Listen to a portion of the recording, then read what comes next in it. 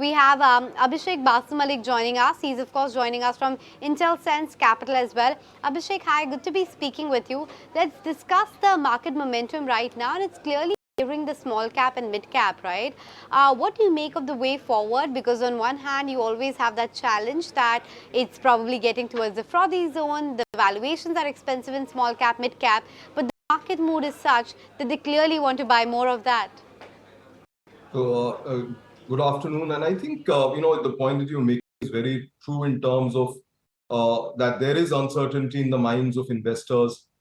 But personally, I think that small cap, mid caps, we could be actually headed for a, pre-election kind of rally.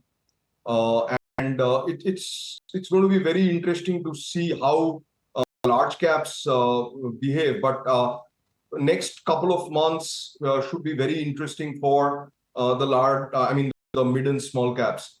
And because we are seeing, elections coming up in India, elections in the US, both of which are significant events for the market. They could, sort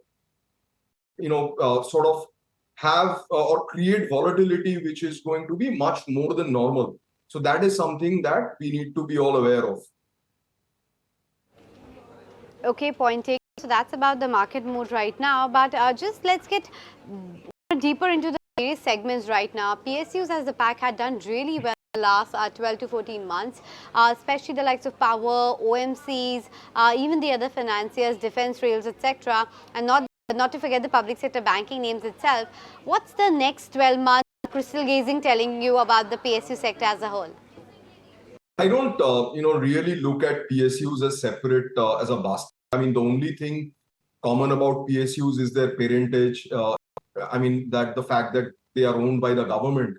But other than that, PSUs belong to different industries, different sectors. Each sector has its own dynamics. Each company has its own dynamics. So if I look at, say, a railways company versus a defense or an infra, there is definite tailwind in these segments. And companies which are large, which are, either monopolies or very large, duopolies, some of these sectors or, specific industries, they will definitely continue to do well.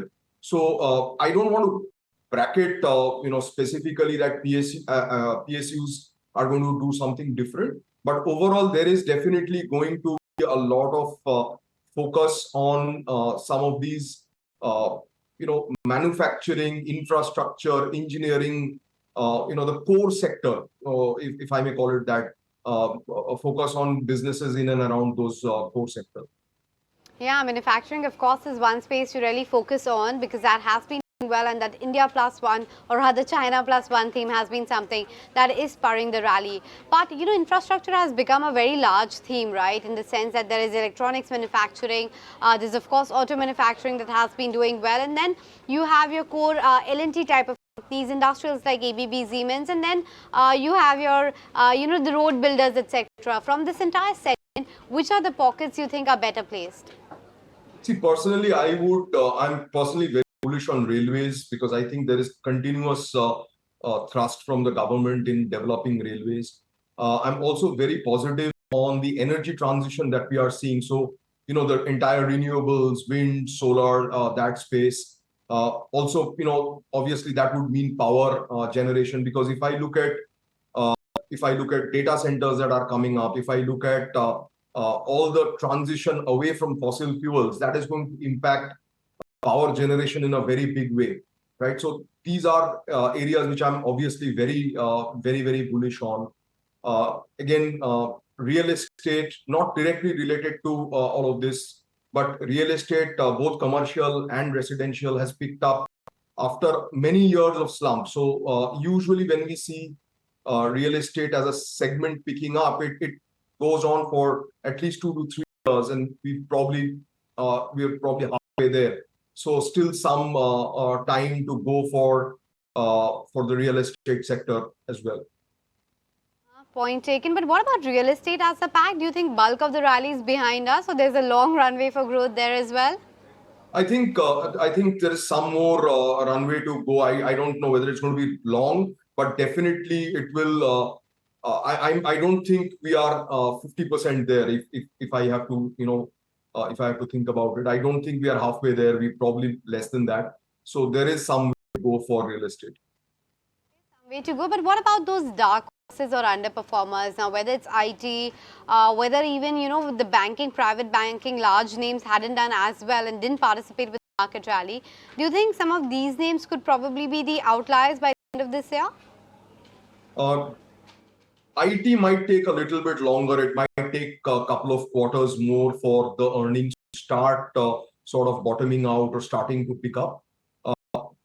Private banking, I think, is now getting to a place where it starts to look interesting. So if you look at the larger banks uh, uh, or even the mid-sized private banks, they're starting to look interesting. But yes, I mean, people who have a slightly longer term horizon could actually look at both these. The other sector, of course, which is another two sectors which have not been in the public limelight. One is chemicals, the other is insurance. I think time for insurance. I'm pretty bullish on. Chemicals, I think we are getting to the stage where we are probably seeing bottoming out happening in the businesses, and things could turn around in the next 12 months. Point taken. Thanks so much for making time and speaking with us. Just mark